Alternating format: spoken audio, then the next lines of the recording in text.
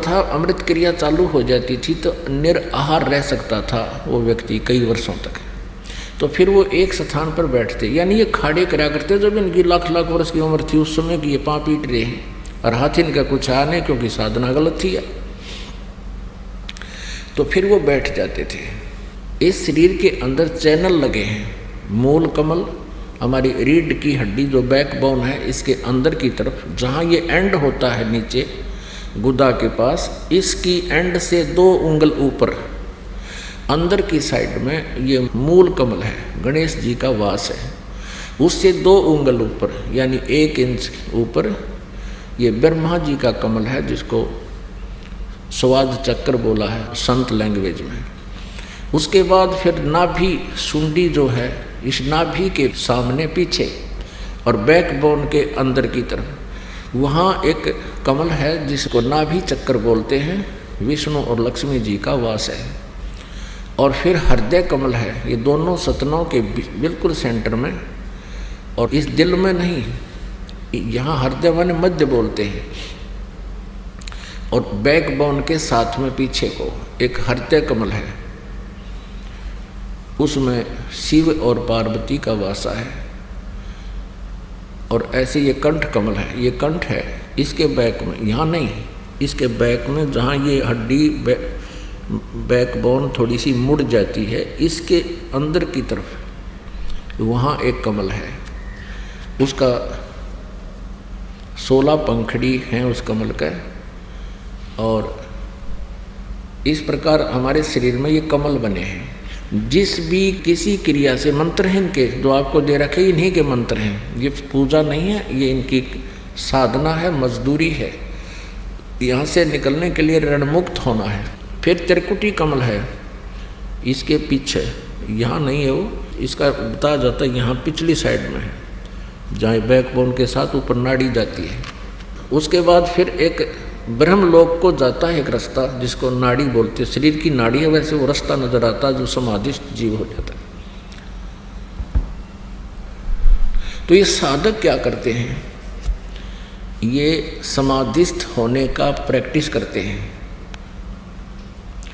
और ये बैठे रहते हैं कई कई वर्षों तक। तो पहले तो निराहार रहने का जो के योग्य शरीर को तैयार करने में कई वर्ष लग जाते हैं, 10-12 वर्ष, सब कुछ त्याग कर उसी क्रिया को करते रहें। फिर उसके बाद समाधिस्थ होने की प्रैक्टिस करने में बहुत समय लगता है। फिर समाधिस्थ होता कैसे है कि उसका कोई कमल खुल जाता है, उसका कोई चैनल ऑन हो जाता है और उस चैनल में जो भी प्रोग्राम आ रहा होता है यानी उसको ये जीव देखता रहता है। तो यहाँ क्या कर तभी तो ये बैठा रहता ना, तो 1 मिनट भी ना बैठा जाए इस पर, 10 मिनट ना टिक यो मन पापी, समाधि लान दे। सुमन करते हो आप भगवान का जो सही सिमरन है, आपका कितनी देर टिका है यू, जब वह भागने की तैयारी करता है 100 बात याद दुआवे है और उठा ले जाओ मन मानो करा की धक्के खुआवे। तो इसमें ना काल को ऑब्जेक्शन, क्योंकि बैठा रहेगा अपना जीवन नष्ट कर लेगा। चाहे तो यहाँ सिनेमा देख लो, फिल्म टेलीविज़न पर, और चाहे शरीर में देख लो, दोनों टाइम वेस्ट करने वाली बात है। अब ये क्या कर रहा था, ये मार्कंडेय ऋषि, इसको महास्वर्ग में इसकी समाधि चली गई, इसकी सुरती चली गई, एक अंदर एक दिव्य दृष्टि है और उस दिव्य दृष्टि की ये आध्यात्मिक क्रियाओं से हो जाती है। उस दिव्य दृष्टि की भी रेंज होती है, क्षमता होती है। तो उसकी दिव्य दृष्टि ब्रह्मलोक में पहुंच गई, महास्वर्ग में, वहाँ महा इंद्र है और वहाँ और ज़्यादा अच्छी खूबसूरत देव और देवियाँ हैं। तो मार्कंडेय ऋषि वहाँ पिक्चर देखा था ऊपर ब्रह्मलोक की, और जो ये ओम नाम का जाप करते थे इससे ब्रह्मलोक प्राप्ति होती है। और वो ये देख लेते हैं कि वहाँ किसा माल है।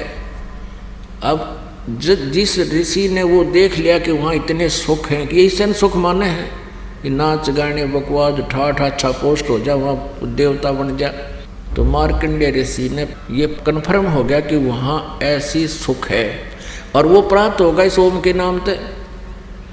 ओम नाम प्लस में ये हठ योग, ये ऐसे करते रहे। हठ योग से सिद्धियां हो जाती हैं और तप बन जाता है। तप से ये किसी जन्म में राज्य को प्राप्त करते हैं, चक्रवर्ती राजा हो जाते हैं, बड़े बड़े प्राइम मिनिस्टर बन जाते हैं, बड़े बड़े अक्षेत्र के। तो काल फिर इनके ऐसी बिरान माटी करे है। और उसको ये था कि फिर मैं जो साधना कर रहा हूँ मैं ब्रह्मलोक में जाऊँगा और वहाँ मुझे ऐसी औरतों के डांस देखने को मिलेंगे, उनका भोग करने को मिलेंगे। तो इन ऋषियों को वो तत्वदर्शी संत मिला नहीं। ये दुर्वेद अध्याय नंबर 40 के मंत्र 15 से ले लिया कि ओम नाम उस पूर्ण परमात्मा का है, और उधर से ब्रह्मा से के लोक वेद से काल के द्वारा दिए गए अज्ञान से उसने ये हठ योग आकाशवाणी की थी, तप करो तप करो। जैसे हठ योग किया करते थे, खड़े होकर तपस्याएं करते थे, ये कोरी बकवाद थी, ये मनमाना आचरण था। हम सोचा करते थे कि ऐसे ही भगवान मिलेगा, हमारा नंबर नहीं आ सकता, हम बाल बच्चे भी नहीं त्याग सकते, भगवान संन्यास लेने से ही मिलता है। ये अज्ञानता से हमारी सोच थी। अब तत्व ज्ञान की रोशनी से हमें ज्ञान हो गया कि वो तो डरे डोया करते। उसके विषय में कहा कि डंब करें डूंगर चढ़ें। दंब माने पाखंड करते हैं, ऊंचे स्थान पर जाकर बैठ जाते हैं, नुआसन पदम लगा के, धूना लगा के, चमटा गाड़ गए कि दूर तो दिखा किसी ने महात्मा बैठा है। और हमने सोचा करते भाई यूँ मिला कर भगवान, अज्ञानता के कारण। उसके विषय में सुख संवेद में कहा है कि दंभ करें डूंगर चढ़ें। डूंगर माने ऊंचे स्थान पर, पहाड़ी पर बैठ जाते हैं। दंभ करें डूंगर चढ़ें अंतर्जीनी झूल, और जग जाने बंदगी कराइए वो है सूल बबूल है। जनता ने सोचे ये भक्ति कर रहा है तो बबूल के सूल बोल किकर के कांटे बोल अपने अगत में, क्योंकि साधना शास्त्र विरुद्ध है। तप से राजमद मानम, जन्म तीसरे शुक्र स्वानम। तपेश्वरी सो राजेश्वरी, राजेश्वरी सो नरकेश्वरी। जितना अधिक तप करेगा उसको अधिक राज मिलेगा, अधिक राजा अधिक समय तक नरक में डाला जाता है।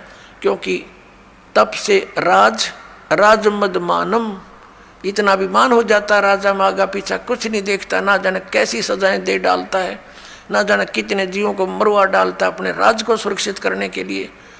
फिर उस बच्चों को सारे भोगने पड़ते हैं। तो परमात्मा कहते हैं जग जाने बंदगी करें, ये वो है सूल बबूल। ये तप कहाँ से लाए? किसी भी सदग्रंथ में तप करने का आदेश नहीं। सदग्रंथ माने गीता और वेदों में, और ना ही सुख संवेद में, तत्व ज्ञान में जो परमात्मा ने बोला। गीता अध्याय नंबर 17 के श्लोक नंबर 5 और 6 में तो ये कहा है कि जो शास्त्र विधि को त्याग कर और मनमाना घोर तप को तपते हैं, वो राक्षस लोग इस कमलों के अंदर बैठे सभी प्राणियों के जो मुखिया ब्रह्मा विष्णु महेश आदि, और मुझे भी वो क्रस करते हैं, उनको राक्षस स्वभाव के जान। ये हठियों कहाँ से लाए? श्री देवी भागवत के अंदर एक प्रसंग है 3रे स्कंद में। ये क्या करते हैं? रहस्य तो परमात्मा ने बताया है, दास ने भी आपको बहुत बार रूबरू किया है कि ब्रह्मा जी अपनी उत्पत्ति बताता है नारद जी को कि अपने पुत्र को कि मैं कमल के फूल पर बैठा था, मुझे नहीं मालूम है कहाँ से उत्पन्न हो गया। आकाशवाणी हुई तप करो तप करो। मैंने 1000 वर्ष तक तप किया। फिर कहा सृष्टि करो। तपो तपो कर वाक्य सुनाया, लोक रचो बल मेरी माया। लोक रचो बल मेरी माया। ये सूक्ष्म वेद में भी ऐसा ही कहा है। तो ब्रह्मा जी ने कहा कि आकाशवाणी हुई कि तप करो। मैंने 1000 वर्ष तप किया। फिर कहा सृष्टि करो। अब पहले इनके अंदर सिद्धियां पैदा कर लेता है काल, इनको एटम बम बनाता है, रिमोट इसके हाथ में रहता है। तो ये ब्रह्मा जी ने सोचा कि ये परमात्मा पूर्ण ब्रह्म की आकाशवाणी है, तप करो। और बाद में उसको वेद मिले। वेदों में तप का प्रावधान नहीं है, तो इसने वो काल की अलग से वाणी जो थी वह भी साथ अपने अनुयायियों को, अपने वंशजों को, ब्राह्मणों को दे दी कि तप भी करो, ओम नाम का जाप करो। तो यहाँ इन ऋषियों ने कुछ अज्ञान कुछ ज्ञान, जैसे ब्रह्मा जी से प्राप्त ज्ञान से हठ योग शुरू करा। ब्रह्मा जी ने बताया कि मुझे परमात्मा की आकाशवाणी, मैंने 1000 वर्ष तप किया, फिर आकाशवाणी हुई कि सृष्टि करो। तो ये भी उन्होंने परम अक्षर ब्रह्म की वाणी मान ली, या थी काल की वाणी आकाशवाणी, और उधर से ओम नाम वहाँ से ले लिया। गीता जी अध्याय नंबर 4 के श्लोक नंबर 8 में लिखा कि अर्जुन, यदि तू हट करके बैठ गया एक स्थान पे तो तेरा निर्वाह कैसे चलेगा।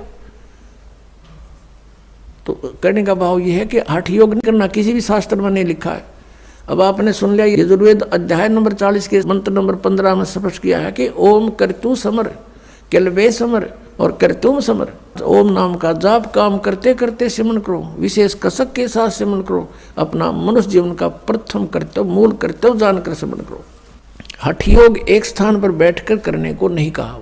ऐसा नहीं है कि जैसे आप बैठे हो तो बैठ के भी कर लो, समय काम नहीं है, कोई दिक्कत नहीं, लेट कर कर लो, चलते कर लो, बैठते। जैसे सूक्ष्म वेद में कहा कि नाम उठत नाम बैठत, नाम सोत जागवे, नाम खाते नाम पीते, नाम से ती लागवे। तो इस प्रकार ये साधन